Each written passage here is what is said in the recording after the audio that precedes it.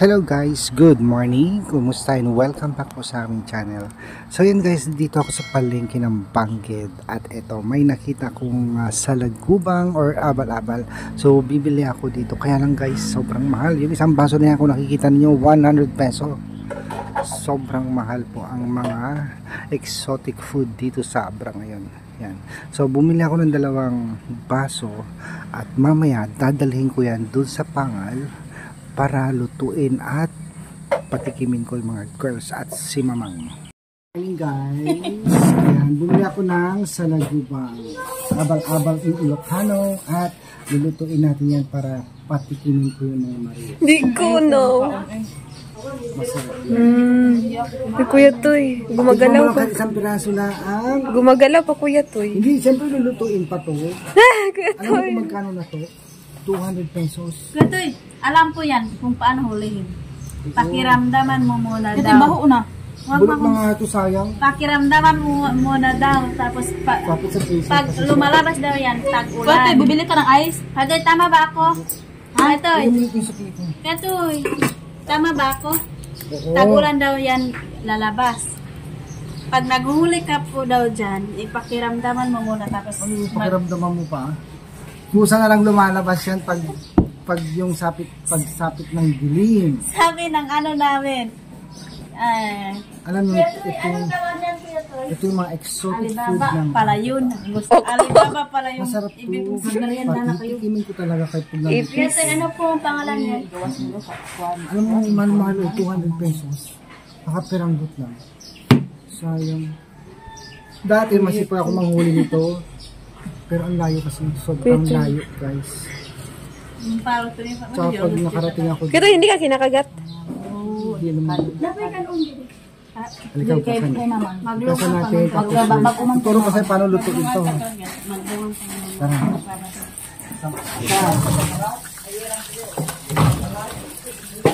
Kasan lang magluto kasi galing ko sa lupay. Kumakain na yan ang ano, Ang dumi. kumakain ko mga Dumi. damo. Dumi. Yung mga ano, yung mga ugat-ugat ng halaman, yung mga damo. Nasa mabuti kasi galing ko sa lalim ng lupa. Isang beses lang ito lumalabas sa loob ng isang taon. Kaya pag lumabas ko, alam mo, fiesta ang mga tao dito. Sana magustuhan. Yun na yung last nila. Isang beses lang ito. Isang beses lang lumalabas. Nagpaawa naman Kuya Toy. Ha?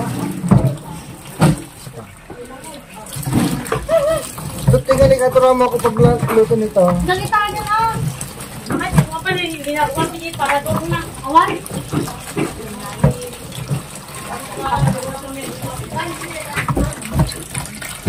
Meron pa isang uod yung ganito, nag-uod pa lang siya.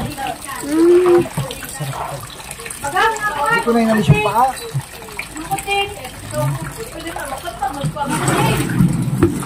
Hindi mo naman nilagyan ng ano. Ay, lima! Likan na merienda!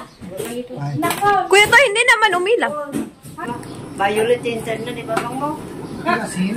Amang hindi nagpasuntan na nga ba ito? Medyo may ganun po. Tinuping na lang. Labar-bar mo dahil ito, ganyan. Tapos patutuyuin natin yan. Pag natuyo siya, gigisa naman natin siya sa sibuyas. Bawang naman. So guys, lulutuin na natin yung salagubang or di kaya abal-abal sa Ilocano.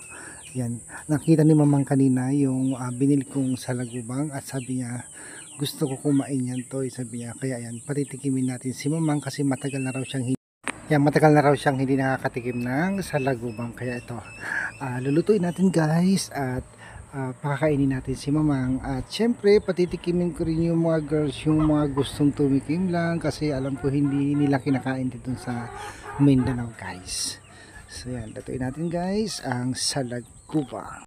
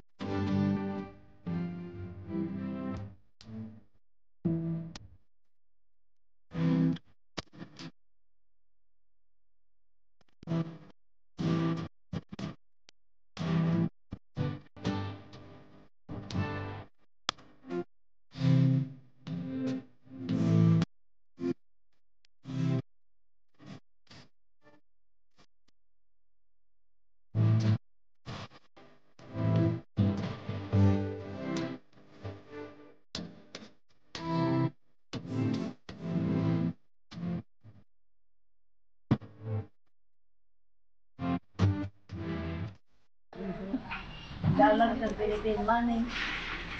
Yan guys, kumakain na si Mamang ng salagubang. Yung niluto ko po. Bukas bibilang ko siya ng paliling ang tawagin nila dito sa Ilocos. Nakulbot niya, Mang. Kulbot? Mahunat daw yung Kailangan dahil ngipon ko. Namandaman diyan bag ko.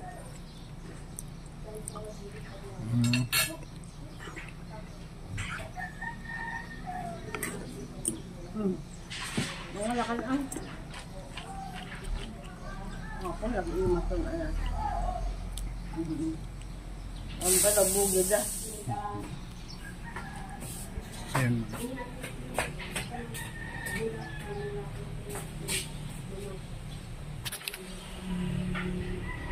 Namiss ni Mamang yung salagubang guys.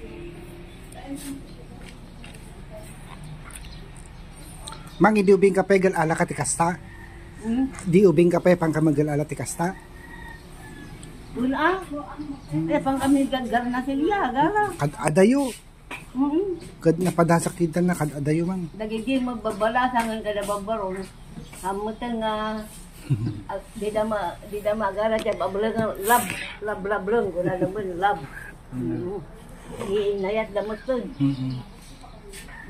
Balasita nga kiri pang kami gagar na sila.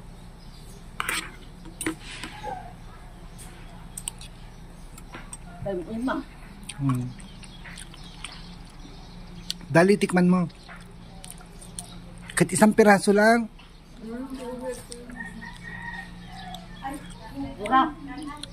Wala sa iyo ito. Ay, meron, pero hindi namin niluluto.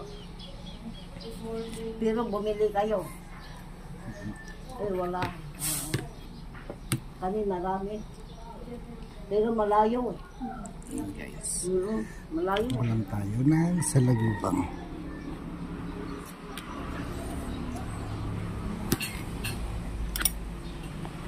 Kuting magamangan dito. Wala sa kuting. Umali siguro, Mama. Bakit napunta sa